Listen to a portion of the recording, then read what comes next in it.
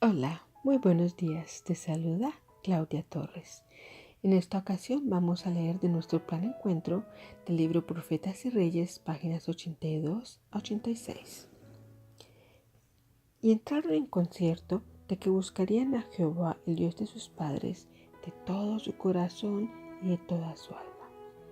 Y fue hallado de ellos, y dióles Jehová reposo de todas partes. Segunda de Crónicas 15, versículos 8 al 12 y 15. Los largos anales de un servicio fiel prestado por Asa quedaron manchados por algunos errores cometidos en ocasiones en que no puso toda su confianza en Dios. Cuando en cierta ocasión el rey de Israel invadió el reino de Judá y se apoderó de Ramá, ciudad fortificada situada a tan solo 8 kilómetros de Jerusalén, Asa procuró su liberación mediante una alianza con Ben-Hadad, rey de Siria. Esta falta de confianza en Dios, solo en un momento de necesidad, fue reprendida severamente por el profeta Ananí, quien se presentó delante de Asa con este mensaje: por cuanto te has apoyado en el rey de Siria y no te apoyaste en Jehová tu Dios, por eso el ejército del rey de Siria ha escapado de tus manos. Los etíopes y los libios no eran un ejército numerosísimo, con carros y mucha gente a caballo. Con todo, porque te apoyaste en Jehová, Él los entregó en tus manos. Porque los ojos de Jehová contemplan toda la tierra para corroborar a los que tienen corazón perfecto para con Él. Locamente has hecho en esto, porque de aquí en adelante habrá guerra contra ti. Segunda de Corintios 16, 7 al 9.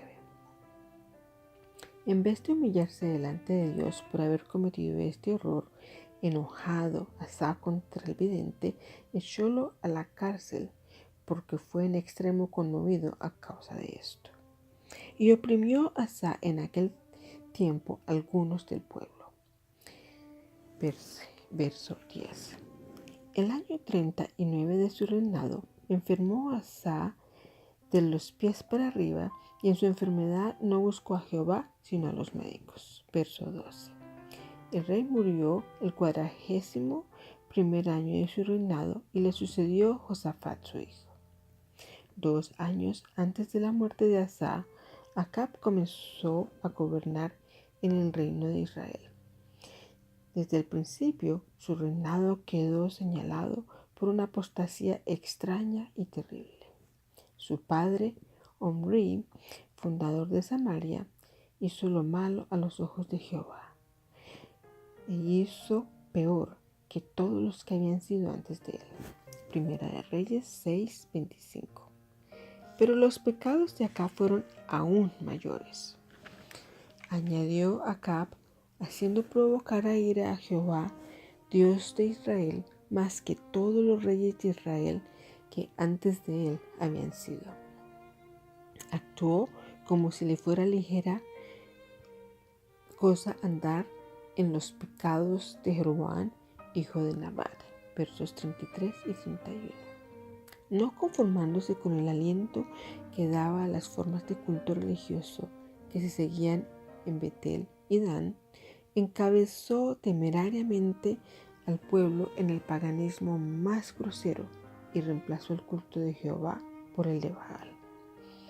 Habiendo tomado por esposa a Jezabel, hija de Etbaal, rey de Sidonios y sumo sacerdote de Baal, Acab sirvió a Baal y lo adoró. E hizo altar a Baal en el templo de Baal que él edificó en Samaria. Versos 31 y 32.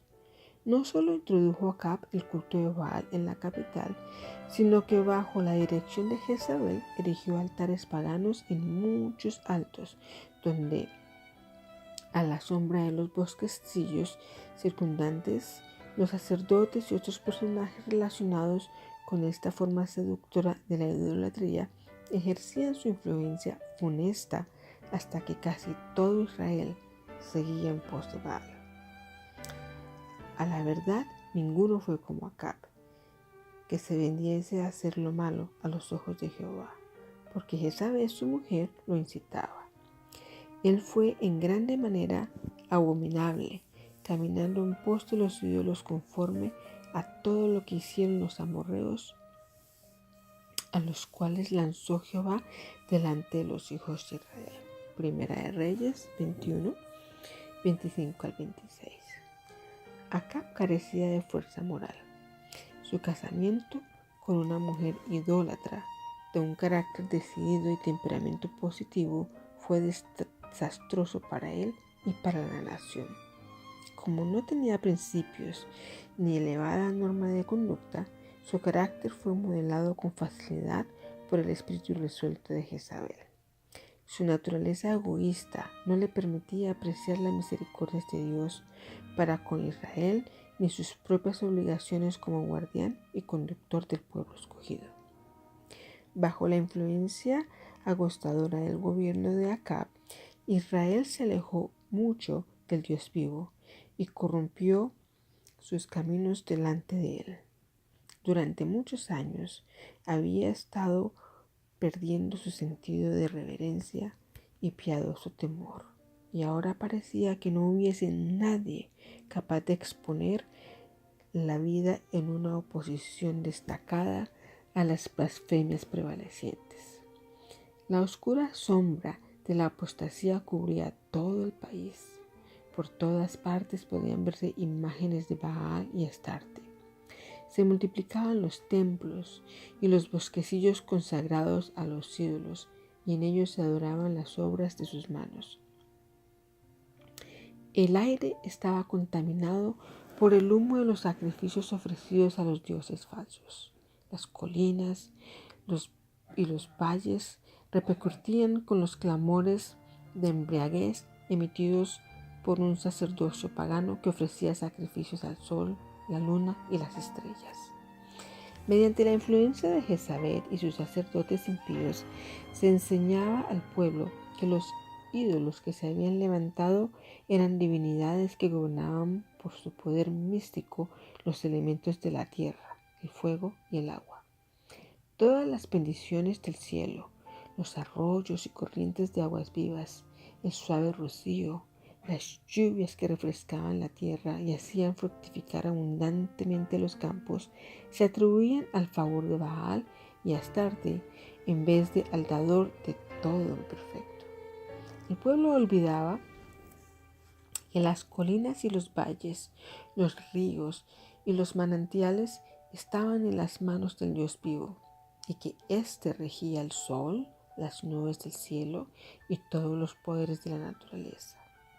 Mediante mensajeros fieles, el Señor mandó repetidas amonestaciones al rey y al pueblo apóstatas, pero esas palabras de reprensión fueron inútiles.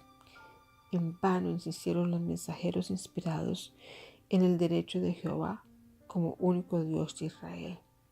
En vano exaltaron las leyes que les había confiado.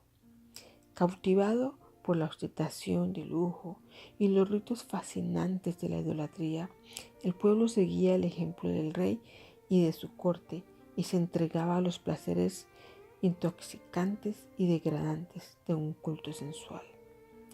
En su ciega locura, prefirió rechazar a Dios y su culto. La luz que le había sido dada con tanta misericordia se había vuelto tinieblas. El oro fino se había empañado. ¡Ay!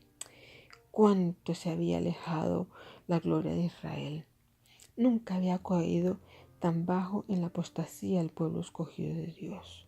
Los profetas de Baal eran 450. Además, de los 400 profetas de los bosques.